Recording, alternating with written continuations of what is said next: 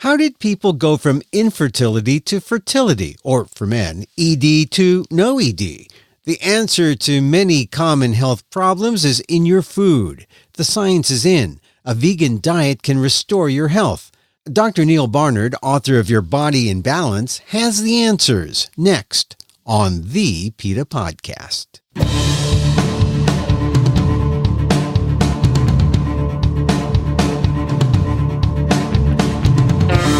Welcome to the PETA Podcast. I'm Emil Guillermo, your host for this behind-the-scenes look at PETA, the largest animal rights organization in the world. Here we talk to the key players at PETA and the movement and ask them about how animal rights change their lives and how they stay motivated to make the world a better place for the animals.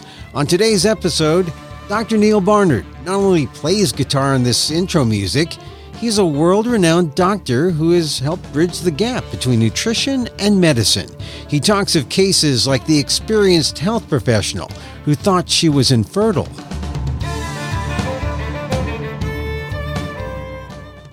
But eventually she thought, all right, let me try this low-fat vegan diet for me and see what it'll do. And within about 6 weeks' time, she was ovulating again and she got pregnant. And she has a beautiful baby, and she sent me pictures, and she and her husband and her little baby are just a picture of health. People don't know about this because until fairly recently, the science wasn't done. And I'm going to take a little bit of blame on my own profession, the medical profession, right, which is a little bit too quick with the prescription pad and a little bit too slow with guiding people on what they can eat. In his new book, Dr. Barnard talks about hormones and how they're thrown out of balance. Hormonal haywire, he calls it, but how through diet, your body can be in balance again and can address issues from fertility, erectile dysfunction, even some cancers and mental health issues. Depression, anxiety, maybe diet can help. Here's Dr. Neal Barnard on his new book, Your Body in Balance, on the PETA Podcast. I mean, it has been a while since I've seen you. I think the last time... Yeah, it sure has. The last time I saw you, Neal, I was trying to put on a bow tie on you in a bathroom of a hotel. That is right. Oh, yes, you sure were. You were so patient and helpful. Well, I was... yes, wasn't that funny? I was trying my damnedest to get it on, and we were in a kind of compromising position in the men's bathroom. Yeah.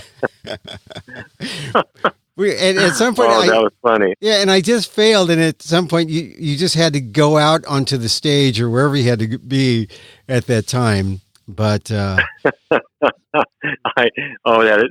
was hysterical. Oh wow. Yeah, that's right. So, but anyway, since then you've gone on to write so many books, at least. Well, 14, right? And this is the 15th? And this is an important book. And I just want to start off saying that, it seems like it should be common sense, that food occurs in nature and, food should be considered therapeutic since nature is where people, the big pharmaceutical companies get the sources for the drugs. And so essentially the pharmaceutical companies are the middleman. It makes sense to just cut out the middleman. I mean, we can't just gnaw on bark and get aspirin maybe, but the pharmaceutical companies make it easy. But if we cut out the middleman and just go directly to the food and see food as therapeutic, wouldn't that just solve all our problems, Neal? That's one way of thinking about it. I have to say, there is a role for medication. There's a role for standard therapies and so forth, but often they let us down and they have side effects. And what we have managed to discover is that foods can actually affect body chemistry in ways that are much more profound than we had thought. So the whole reason that I wrote Your Body in Balance was to give people a roadmap for using foods in an intelligent way and hopefully tackle their problems. When you say, well, food can be therapeutic or food can help get your body in balance, a lot of people will still think, oh, that's the stuff of quackery, right? Because food is food and drugs are drugs and never the twain shall meet. I mean, there is still that attitude that you're fighting, right? Well, I think people are right to be skeptical because there are all kinds of fad diets out there. So that's why when we do our work, we have to do research studies to prove what works and establish what doesn't. And let me give you an example.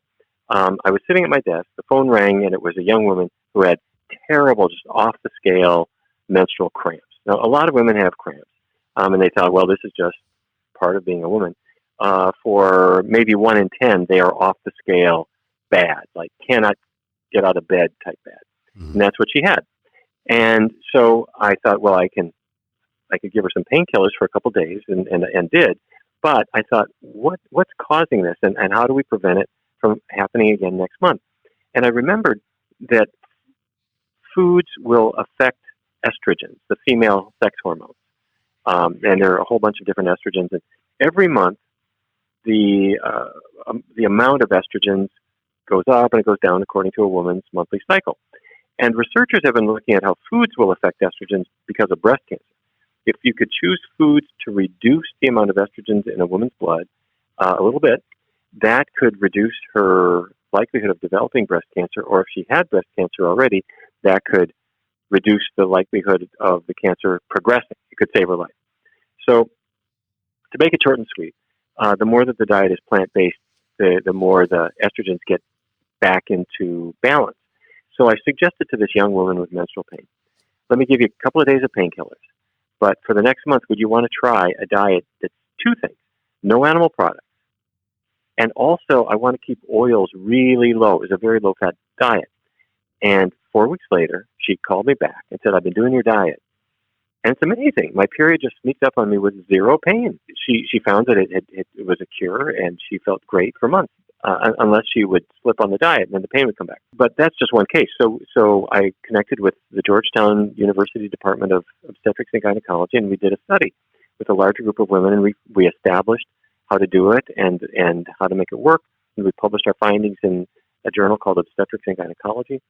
We've now done that many times with many different kinds of conditions, but it starts off with an individual observation, or maybe observations in small numbers of people, but then you put it to a rigorous test. Now, a lot of people would say, okay, you start off with individuals, but they'll be so skeptical to say, not me, it won't happen. It won't work with me necessarily. You can't say it works all the time. How valid is the study to say that, hey, in the majority of cases, it could work? Luckily, that's something that we actually can test. And the beauty of this is that all the side effects of going to a healthy plant-based vegan diet, all the side effects are ones you want. So there's no danger to trying it. And let me give you an example of how the effects can be a bit surprising. I mentioned this young woman whose pain went away, and then we did a larger study where we found that it works with lots of people. In the course of that study, we asked all of the women participants to all the participants were women, of course. We asked them all to avoid taking any hormone medications because that would confound the study. And so what that meant is if the women were sexually active, they had to use some kind of contraception other than birth control pills because those are hormones. So one of the women in the study said, don't worry about me. I don't use the pill. I don't use anything. Because she and her husband had given up trying to have a baby a long time before. She wasn't ovulating. Mm-hmm. She was basically infertile. So she was using no contraception at all. The second month that she was on the low-fat, healthy, plant-based diet, she came into our research center and she said, I've got bad news and I've got good news. I said, what is it? She said, I've got to leave your study because I am pregnant. She had thought she was infertile. She wasn't infertile. It was her hormone. Well, her infertility was caused by her hormones being out of balance. And once she changed her diet, she got back into balance. And I saw her several years later she had 3 children at that point. And we have now seen that hormones are like switches or dials that control all the functions of your body. And if they're all turned in the wrong direction, your body won't work right. But if you find a way to get it right in the sweet spot, menstrual cramps, infertility, endometriosis, some women have PCOS or hot flashes, or for men, erectile dysfunction, prostate cancer, unwanted weight gain, mood problems. All of these things are hormone issues. And so I thought it's not enough for us to do research studies and put them in journals. People have to know about it. So I'm happy to say that I've written this new book called Your Body in Balance. the new science of food, hormones, and health. And my hope is that people will do one of two things, that they'll pick it up and see themselves and so that they can feel better.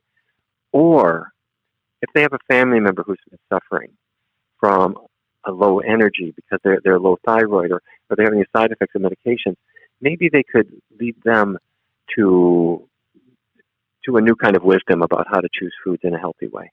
Yeah. And to make it fun, all the recipes are vegan. They're all plant-based, healthy. And they were done by Lindsay Nixon, who a lot of people know. She's the happy herbivore. And she is a genius at making great recipes, and to have her create them and fill your body in balance with recipes. And my job is to write the science and make it easy. It's a cool thing. Okay, so now, Neal Barnard, really vegan in disguise. Because, there's this backlash, right, against veganism. They had vegan food at the Golden Globes, and there's so much backlash about, it's disgusting. They're making us be vegan. You're really just trying to make us go vegan, right? Well, let me respond to what you're saying. You're right that sometimes there can be some backlash, and some people may wonder if I really am a doctor. But to answer that question, the answer is I really am a doctor. I went to the George Washington University School of Medicine and Health Sciences. And after I finished medical school, I did my residency at George Washington University as well. And then now I'm a fellow of the American College of Cardiology. I'm on the faculty of the same medical school that I attended. I'm a lifetime member of the American Medical Association, and I'm now on the board of directors of the Medical Society of the District of Columbia. So this is the real deal. What really matters is the research that we do. And here at the Physicians Committee for Responsible Medicine, we do research studies to test what works. And then when we find it out, it has to be evaluated in the process that's known as peer review, where, for example, when we did our diabetes research, the National Institutes of Health invited us to request a grant. We did that. And that whole process goes through intensive peer review.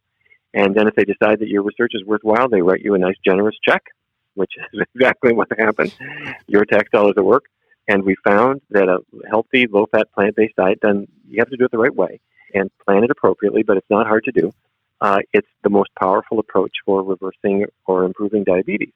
And then the findings go through more peer review before they're published. And in our case, the American Diabetes Association published the findings of that study.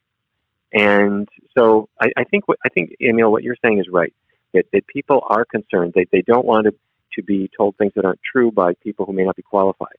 So when our doctors speak out and when we talk about the findings of research, we have to adhere to the highest possible standards. I'm hoping that people don't get too mired in the science of it. I want them to try it. They need to enjoy a healthy breakfast, a healthy lunch, a healthy dinner, and see how their body feels, because it doesn't matter scientifically how good and how accurate it is. What really matters is, do you like the lasagna that you're making from my book, and do you feel better, and are you losing weight, and is your energy back, and is your pain gone? Because if we haven't accomplished that, we haven't accomplished anything. So the message of your body in balance is it's your body in balance. Yeah, eat the healthy foods and see how you do. Yeah, because it doesn't matter if the truth is there in the science. It doesn't matter. What matters is if it works on the people reading the book, because people are used to being gaslit and they're a little skeptical maybe. And I'm just saying that I know that going plant-based or going to a vegan diet works, and so that's what. When I read the recipes and I read your book, I get turned on. We're really talking about a motivational, psychological issue to try to get people to move toward the truth, because some people will stay behind. And you see, from the studies or the evidence of how many people have diabetes type 2 and how many people die of cardiovascular disease. The truth is out there. What's going to motivate them to go to the paths that will make them healthy? Oh, what a great question. I have to say that the truth is out there, but sometimes it's a little harder to find. When the work that we did, for example, despite the fact that our diabetes research was funded by the National Institutes of Health of the U.S. government, and published by the American Diabetes Association and presented at their conference. And despite the fact that, as you know, I had a PBS show devoted, my first of 4 PBS series was on diabetes. Right. And it aired 6,000 or 7,000 times in communities all over the place. There's still people who have not heard this. And I'll give you an example. A man named Vance came into our center. He didn't realize what a diet could do. But he had type 2 diabetes, and his family, all the way up and down his family tree, they had diabetes. And he said, "I know what this means. It means my eyesight could be affected. You know, people with diabetes end up losing a leg. The complications can be horrible." But the research study said, we're going to test out a vegan diet, and that's what he did. He got rid of all the animal products. He kept the oils really low. And the first thing that he said, really to his surprise, was that a vegan diet was easy. And I said, "What do you mean it's easy? You know, people think, they imagine it might be hard." He said, "What do you mean?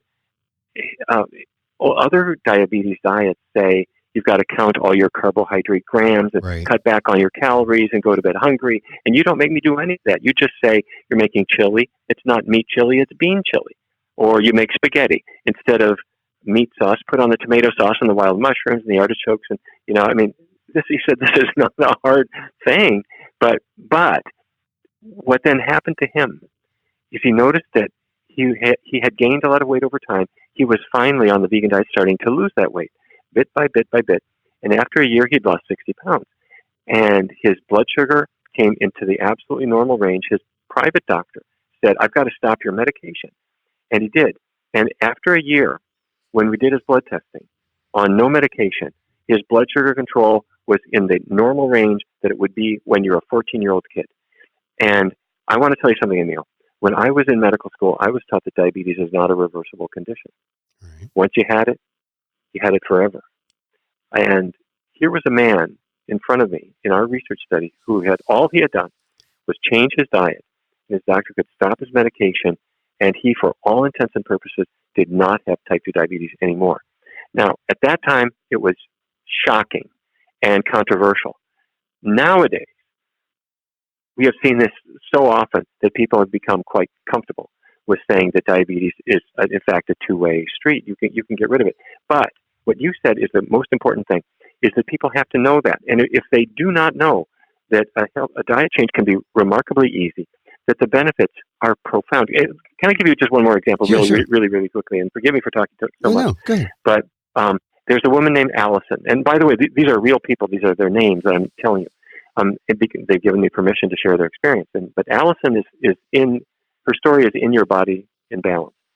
Allison was she is a registered dietitian in Wisconsin. And Allison treats cancer patients. They will come to her, and she will help them to select healthy foods, in addition to whatever treatments their doctors may prescribe. And she's very good at it. But Allison had a problem too, and her problem was PCOS, polycystic ovary syndrome. And what that means is that you have your hormones are out of balance. A woman's body is making female hormones as it should, but it's also making just a touch too much male hormone, and that leads to skin changes, ovulatory changes, infertility, and she had all these problems. And she and her husband had been trying to conceive, wasn't going anywhere. The doctor said, "We know what it is. You've got polycystic ovary disease, da-da-da-da-da." This is not an uneducated person. This is a person who knows about science, knows about health, and she knows about food. Mm-hmm. But eventually she thought, all right, let me try this low-fat vegan diet for me and see what it'll do. And within about 6 weeks' time, she was ovulating again, and she got pregnant. Mm-hmm. And she has a beautiful baby. And she sent me pictures, and she and her husband and her little baby are just a picture of health. But people don't know about this because until fairly recently, the science wasn't done. And unfortunately, I'm going to take a little bit of blame on my own profession, the medical profession, right, which is a little bit too quick with the prescription pad and a little bit too slow with guiding people on what they can eat. Right. Well, I was going to say that, Neal. I mean, here you're talking about this one woman who is, in the field. there are other doctors who have seen the light. They've gone through diet changes and they say, oh, this must be right. But why don't all the doctors know this? And why don't all the doctors say this to their patients? Why aren't they all just in unison saying low-fat, vegan diet, plant-based diet, that's the way to health? Well, when I started medical school here in Washington, I moved to Washington, D.C. from where I grew up and started medical school, and we learned all about how medications work and the physiology of the body, but nutrition was really an ignored topic. It was viewed as not being very important, and during residency, it wasn't discussed much either. And to this day, here in Washington, D.C., where I'm a licensed physician, I can get my license, and I do get my license renewed every 2 years. There is zero requirement that you know anything about nutrition. It's not a requirement at all. And we are trying to change that, but that's unfortunately the way it is. Now, that's the bad news, but there's some very, very good news here that I think is important. And that is there are more and more doctors who are tired of being a pill factory. And they want patients to get well, and they want it to be a partnership where you're guiding the patient in a good way. And they are embracing the power of nutrition dramatically. And every summer here in Washington, D.C., we have the International Conference on Nutrition in Medicine. And by the way, if any doctor or dietitian or nurse is listening to this podcast and you would like to have your life changed, come join us at the International Conference on Nutrition in Medicine. In 2020, it's going to be August 6th through 8th. We get together for 3 days. It's 20 hours of continuing medical education, all about nutrition, and it is so exciting. And when you look out at the room of 1,000 or 1,200 doctors all embracing the power of nutrition, you realize things are changing.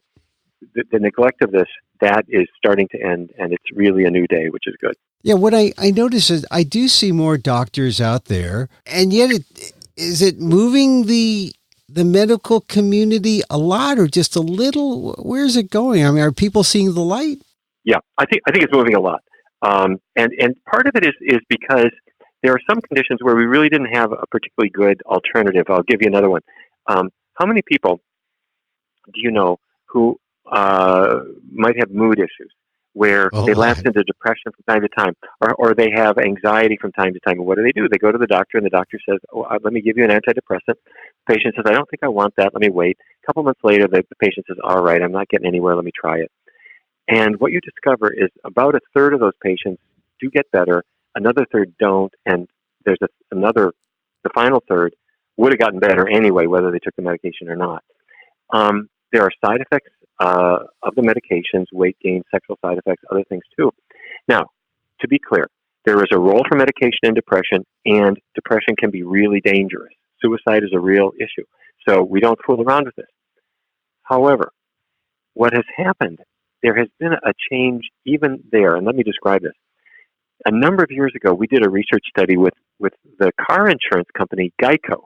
And the only reason we did it was because their headquarters is about 4 blocks from the Physicians Committee's headquarters. Right. So we started working with them. And the study was very successful. Implementing a vegan diet at Geico headquarters helped people to lose weight, and their diabetes got better. But then we discovered something else. I think it was in the second Geico study that we did in 10 different cities across the United States. We had hundreds of people participating.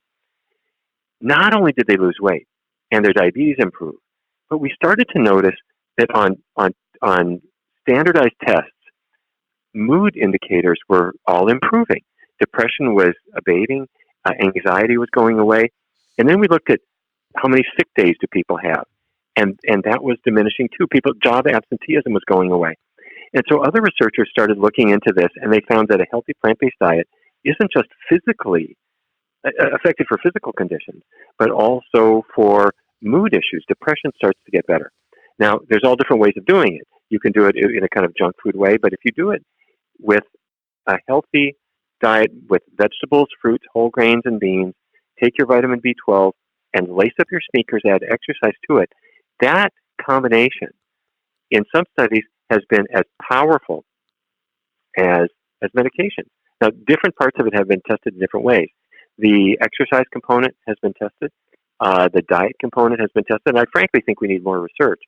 But what the study I would like to do is to really put this to a rigorous study in a comparison against medication and see how we do. So you're saying that because it's not specific foods, it's just going away from meat, going to a plant-based diet, any fruits and vegetables, I suppose, preferably more green leafies, and maybe some legumes in there, and adding some exercise, a lot of exercise, or just a walk around the block? Okay, those are great questions. You've asked several important things. First question is which foods. Part of it is what you're not eating. It turns out that getting away from meat is helpful with regard to the mood, according to the studies that we have. And the worst thing is when a person goes on one of these ketogenic diets where it's all meat all the time, and they're afraid of carbohydrate. Some studies have shown that has a negative effect on the mood. Then with regard to what you emphasize, there does seem to be, I mentioned fruits, vegetables, beans, and whole grains. The fruits and the vegetables in particular do seem to have, and I don't know why this is, but they do seem to have an antidepressant effect. Dairy products may have a mood-altering effect in a harmful way as well. Now, part of this may be because of the way they affect gut microbes. The gut microbiome, I'm talking about the bacteria that inhabit your large intestine. The type of bacteria that are in your large intestine change depending on what you're eating. And on a meat-based diet, the bacterial colonies tend to be unfavorable ones that can lead not only to constipation and other problems, but also to mood issues. At least that's what the evidence seems to suggest. And all this just by going vegan, essentially. If you're cutting out dairy, that means no cheese, no milk. Do you replace it with, say, almond milk or oat milk and things like that?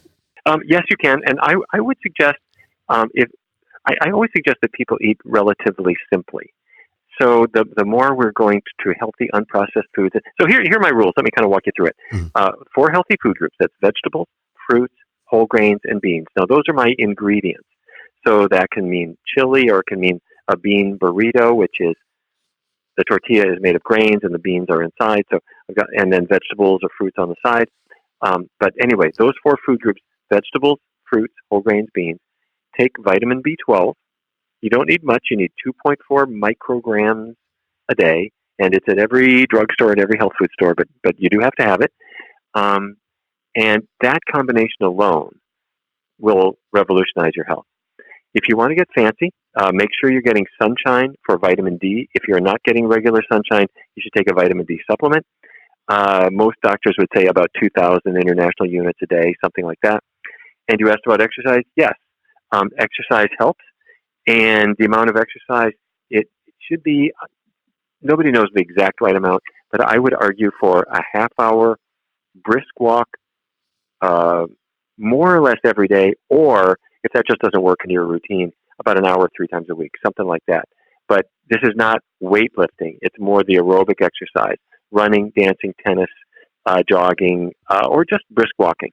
Yeah. And now also, I saw in your book, you said we don't get enough fiber, that we should actually double our fiber. And the average American gets maybe 16 grams of fiber, you said, but we should double that? We should double it. And 2 things. One is that the U.S. government started looking at how much fiber people were eating. And just what you said is people are not eating very much fiber. But they also found that when you go from 10 grams of fiber per day to 15 to 20 to 25 to 30, if you then correlate the risk of having a depressive episode, it goes right down as fiber goes up. And this at first, this was just an observation because people didn't know anything about gut microbes. But then, of course, people realized, aha, that's it. When you're on a low-fiber diet, you have the most unhealthy gut microbes. You feel constipated, you feel rotten. Plus, they make compounds that affect the brain. When a high-fiber diet means a vegetable diet and beans and grains, and that helps your gut to be healthy, and that in turn will affect brain health. So beat depression, eat more beans. Exactly. And again, we want to take these conditions seriously. This doesn't mean throw away whatever medications your doctor gave you and canceling your doctor's appointment, but it does mean you're going to eat food, and foods in many cases can really solve these problems. One other twist on this. One contributor to mood issues is the thyroid gland. Your thyroid is at the base of your neck, and it's a little sort of butterfly-shaped organ that you can just barely feel. The thyroid regulates energy. And when people are low in thyroid, their mood can go down. They start to gain weight. They've got no energy. Their hair and their skin are affected as well. And for the longest time, people had no idea what this is about. They just saw these people who were sluggish and not feeling good. And you can replace the thyroid hormone. If your thyroid isn't making much of it, you can take thyroid pills. However, researchers started to discover that you can deal with this with food, and you do it in two ways. Number one, thyroid hormone is made with iodine. And so when people were not getting iodine in their diet, they would get low thyroid. And iodine is in iodized salt, but the really natural place for it is in plants from the ocean, seaweeds. And so in Japan, people eat lots of seaweed as seaweed salads, or they wrap it around their cucumber roll or whatever it might be. In Omaha or New Jersey, people may not eat much seaweed, but you put that back in your diet or else have iodized salt or somehow, then you're getting the iodine that will protect your thyroid. The second thing, though, is that some people, in fact, most people who have low thyroid, their thyroid gland is actually not functioning well because of an autoimmune reaction in the body that in some cases is triggered by foods. In Your Body in Balance, I described several cases of people, one of whom was a physician, where they got the dairy and the meat and the eggs out of their diet. The autoimmune attack on their thyroid went away, and their thyroid problems were addressed effectively. Now, we need more research on all of this, but if anybody's got thyroid issues, do not walk to a healthy plant-based diet and see how you do. Now, we've cured thyroid problems, some depression, mood issues. We cured infertility, or let's not say cured, but we have addressed issues like that simply by going to a plant-based diet. And it's all in your book, Your Body in Balance. And one of the first phrases in that book, in the opening pages, you talk about our bodies being in a hormonal haywire. And I guess with food, we can get our bodies back in balance. Eating better food or simple, healthy food will make us healthier too. That the message? That's exactly the message. And so in Your Body in Balance, I walk first through all the conditions related to sex hormones. So that's the start of it. So I mentioned menstrual cramps, or endometriosis, or PCOS, the polycystic ovary syndrome. But also cancer, breast cancer for women, ovarian cancer or uterine cancer as well. For men, prostate cancer, testicular cancer. These are hormone-related cancers. And then menopause. So those are all related to sex hormones. And then we're going to talk about metabolic issues. And so that's diabetes, erectile dysfunction, thyroid problems. Is your skin healthy? Is your hair healthy? And your mood. So those might relate to other hormones, not the sex hormones. And then the final part, I wanted to help people to embrace a healthy diet. And it is a plant-based diet, and we want to do it in the healthiest possible way. And then the final chapter talks about environmental contaminants. You can be on the healthiest diet that there is, but if you're getting environmental contaminants from the lining of the can that you opened that had your green beans in it, or from pesticides that come out of your faucet in your drinking water, those things can affect you too. So I wanted people to know how to avoid chemical exposures to the extent that we can. And with some very, very simple steps, all of these things can put back into better balance. Recently, there was a romaine lettuce recall, right? And E. coli and other things that in plants that I guess is that the runoff from the meat industry or from things in the water, contaminants in the water, and how do people guard against exposure to that? These are Salmonella, E. coli, Listeria, Campylobacter. These are intestinal bacteria, and one of the nicest things about a head of lettuce is that it does not have an intestine. And so if it was ever contaminated with Salmonella, it's because of just what you said, that the farmer is using irrigation water that's downstream from where the cattle were grazing, or the feedlot or something like that. So it comes from animal agriculture in many, many cases. And I'll tell you something shocking.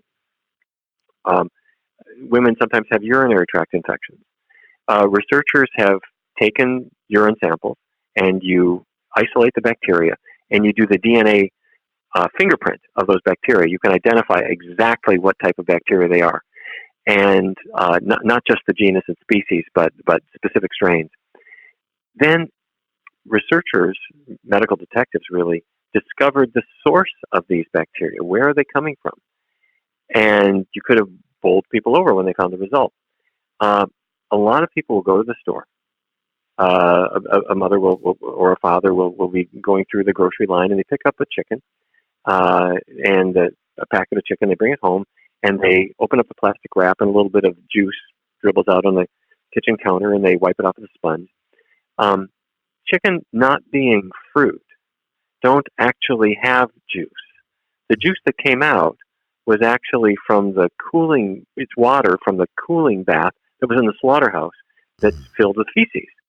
And so as those bits of feces come out on the kitchen counter, they carry with them bacteria that they picked up in the slaughterhouse. It turns out that 70 or 80% of urinary tract infections in certain studies that have been done have been attributable specifically to coliform bacteria from chicken products. What I'm saying is you pick these up, you get them at the store, sooner or later they colonize your body, and not just you, but your kids, your husband, your wife, your partner, other people get colonized with these bacteria, and sooner or later one of them makes its way up the urethra, into the bladder, and causes an infection. It started, believe it or not, with chicken. So don't eat chicken. People are best off not eating animal products at all. But when I talk about contaminants in food, it's not only bacteria. There are also chemicals that can come in. And there was an amazing study. Researchers in Boston asked a group of volunteers to eat Progresso soup. Just open a can of Progresso vegetable soup and heat it up. And, Progresso is a fine brand and seems kind of a cut above others. However, the researchers did urine tests, and what they discovered was that there was a chemical that showed up in the volunteers' urine. It was called BPA, or bisphenol A. Where were they getting it from? Well, they continued the experiment and asked everybody to have vegetable soup, but now they were going to have one that was not made by Progresso. It was made from scratch. And they didn't have the BPA in their urine. What was it? The lining of the can was a resin that had BPA in it.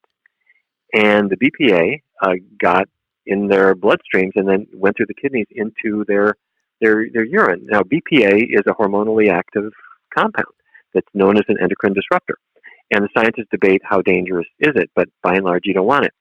So now you're going to go to the health food store and say, I don't want to get that one. I want to get a BPA-free can, a can of soup that doesn't have any BPA in it. So you go down the canned soup aisle, and you see them. They're there. There are all kinds of brands that are marked BPA-free. So you bring them to the cash register, and you use your credit card and walk out the door with a sack full of soup. And as you're crumbling up the receipt, or the little credit card slip, the credit card slip is thermal paper that's coated with BPA. And it's going through your skin, getting into your bloodstream. And when you go to your ATM and you get a slip there, or a slip from your laundry, or a lottery slip, or a boarding pass, that thermal paper is BPA coated. Now, the Progresso company has started to be concerned about this. And to their credit, they are in the process of phasing out BPA, and because it's an easy thing to make a can that doesn't have any of it. But this is just one example of chemicals that you can be following a totally healthy vegan diet, and little did you know that chemicals have shown up in your life. And this is very, very, very common. Similarly, pesticides are sprayed on the golf course you walked on, or the city park. You may not know that they're there. Yeah. So how do we protect ourselves from this in our food? Is it, for example, can we go organic? Is going organic a better way? In your body in balance, I give people lots and lots of tips on how to do this. But one that you mentioned is go organic, and it's a darn good idea. Organic doesn't mean that there will be more vitamins or more minerals in your food. What it means is the food will be cleaner. It's not going to have the chemicals in it to the extent that non-organic will. And if a person is not yet on a vegan diet, that should really be step one, because who is really exposed to pesticides more than anybody else? Chickens, cows, pigs, and fish. Fish live in what has become the human sewer, and the little fish is consuming the chemicals on the ocean floor and is now eaten by the bigger fish, and the food just goes right up in the food chain. And if you decide to be at the top of the food chain by eating animal products, you're going to be accumulating these chemicals. Researchers years ago started testing how much chemicals there are in people's bodies. And you know how you test it? When women are lactating, because they're breastfeeding, you just take a milk sample, you send it to a laboratory. And what you discover is that women who have been vegan for a while have dramatically lower levels of chemical contaminants in their blood. And it's obvious why, because they're not exposed to any of the chemicals that have accumulated in an animal's body. And most importantly, the longer that you have been following a healthy plant-based diet, the cleaner your body is. So there's your answer. Stay vegan or go vegan.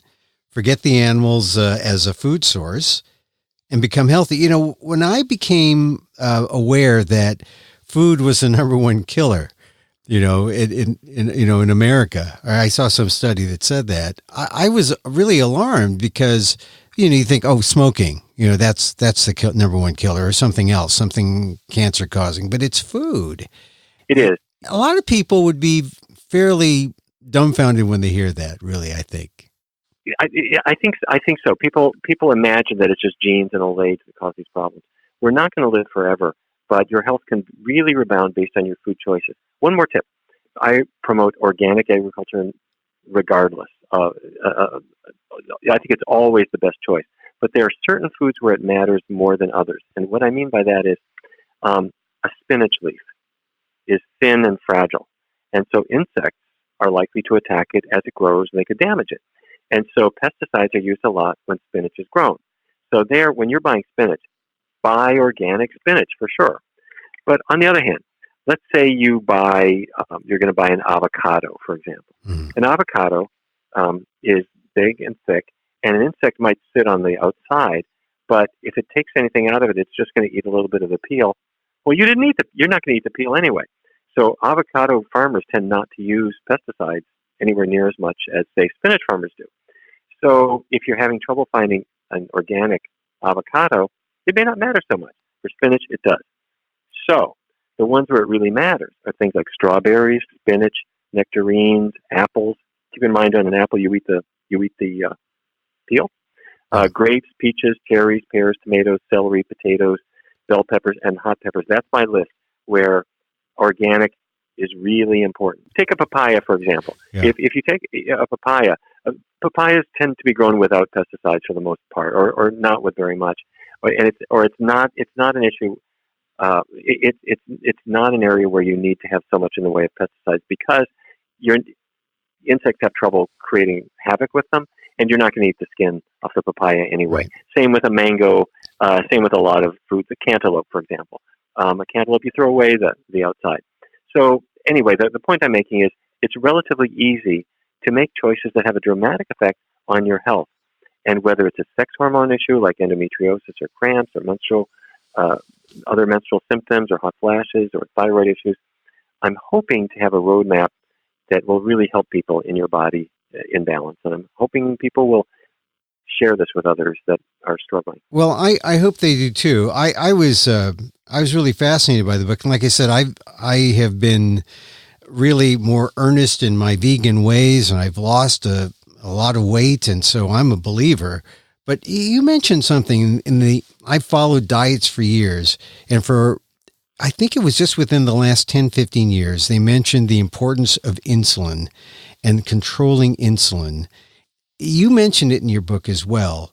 Tell us about the importance of insulin control and how our food can control, the hormones that impact insulin. About 1 in every 3 Americans has right now, whether they know it or not, they either have diabetes or they have pre-diabetes.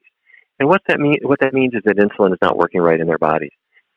In most cases, what's happening is that their pancreas is making it. Your pancreas is right behind your belly button, and it's cranking out insulin that goes in your bloodstream. And when it arrives at the muscle cells or the cells of the liver, it parks next to the cell, and it's having trouble. What insulin is supposed to be doing is opening a little door on the cell to let sugar, glucose, go into the muscle cell to power your movement. But what's happening is the insulin is not working well. And for years, people didn't know why. They just thought, okay, your blood sugar is rising because somehow your insulin's not functioning right, let's give you insulin injections, or give you other medications to try to boost your insulin action. What our team and others have shown is that your muscle cells, depending on what you've been eating, can accumulate microscopic fat particles. And the fat particles build up and they stop insulin from working. When your diet is changed so that you get rid of all the animal fat and keep vegetable oils pretty low too, these fat particles dissipate from your muscle cells, and suddenly insulin can work again. This is the work at Yale University, Jerry Schulman and Kip Peterson and their team. And then we have been working with them to implement vegan diets and then test people and watch this fat get out of their liver cells and their muscle cells, and their insulin sensitivity starts working better. So when your insulin works better, then several things happen. Yeah. One is, this is why diabetes can go away, why prediabetes can go away, or never progress. But also, when people improve their insulin sensitivity, they find that weight loss is much easier, and they just feel better in so many ways. So insulin is malfunctioning in a lot of people's bodies, but they never were aware of why that was. Yeah, and simply by going to a plant-based diet, you can control that. You can get that back in order, and you can get to your health. All right, one last question, Neal. Once again, we're talking in a week after the Golden Globes, where PETA was successful in getting them to have a plant-based menu, not a plant-based option, which, brought a whole lot of, backlash. I mean, people were concerned, they didn't want to be forced to eat healthy. How are we going to get a society that essentially has that standpoint to move toward health? Or is that really, we can't really force people to be healthy, I guess, huh? No, and you don't need to force them. What we need to do is two things. Number one is we need healthy food options that are there. And we're seeing them more and more. What they did at the Golden Globes was fantastic. And I want to take off my hat to everything that you've done and others to make people more thoughtful about this. That is what really has motivated this kind of change. I'm talking about the work that you specifically are doing, and that others have done to make people want to make these choices. When you go to restaurants and you go to even the fast food places, they're incorporating meatless meals more and more and more and more. Right. So that the tasty options are there, but that's only half of it. The other half is people have to connect that to their health. And that's where a doctor like me comes in. So when I write a book like Your Body in Balance, the whole reason that I write this is to take scientific information and boil it down into step-by-step plans that people can put into action.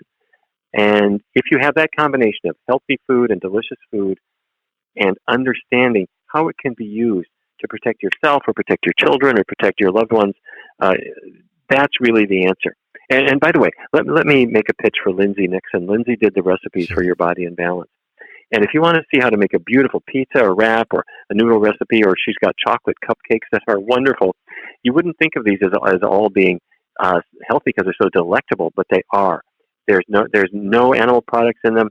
The fat content in all of them is deliciously low. There's 65 recipes that Lindsay contributed to Your Body in Balance. It's the funnest health book that I have ever written, I have to say, and I hope people really enjoy it. Well, Neal, I appreciate your time spending with us here at the PETA Podcast, and I want our listeners to know that you are essentially the maestro of the PETA Podcast Orchestra, playing lead guitar on our intro music and our outro music, and they should listen to see how multi-talented you are. Exactly. Thank you for saying that. I have to say it has been fun, and although 99% of what I do is all medical, I was in rock and roll bands back when I was in college and medical school, and I never quite gave it up. So my band Carbon Works is there to entertain people if they want that. But I hope what people will do is when they're done with the podcast, go on wherever books are sold, whether it's Amazon or Barnes and Noble or their local bookstore would appreciate their business, and pick up a copy of Your Body in Balance, and think of somebody in your life who needs to feel better or needs a better healthy vegan meal. Put it to work, change your life. All right. Dr. Neal Barnard, Your Body in Balance is the name of his new book. Neal, thank you very much. Thank you, Emil.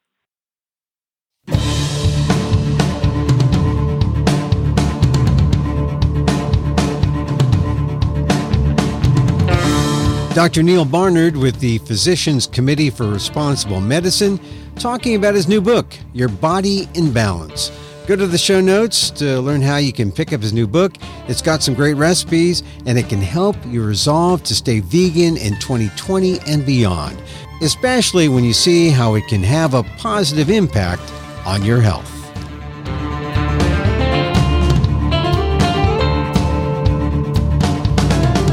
And that's our program. Hey, you can contact us at PETA.org. You can find me on Twitter at EmilAmok, that's EMILAMOK, or on aldef.org/blog, that's AALDEF.org/blog, or on AMOK.com. And go to amok.com, AMOK.com, to learn about my new one-man show, Emil Amok, Married to PETA, and other love stories. It's in San Francisco, February 1st and 6th at the San Francisco Playground Solo Fest.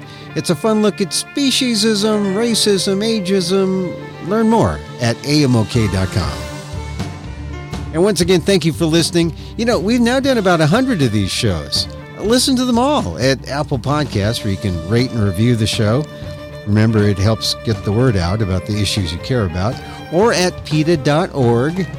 Our music, once again, provided by Carbonworks. Check them out on YouTube. And yes, that really is Dr. Barnard on guitar. Yeah. Hey, join us again next time for more insight into animal rights and the fight for a cruelty-free world on the PETA Podcast. New Year's greetings to all of you for a grand and peaceful 2020. I'm Emil Guillermo.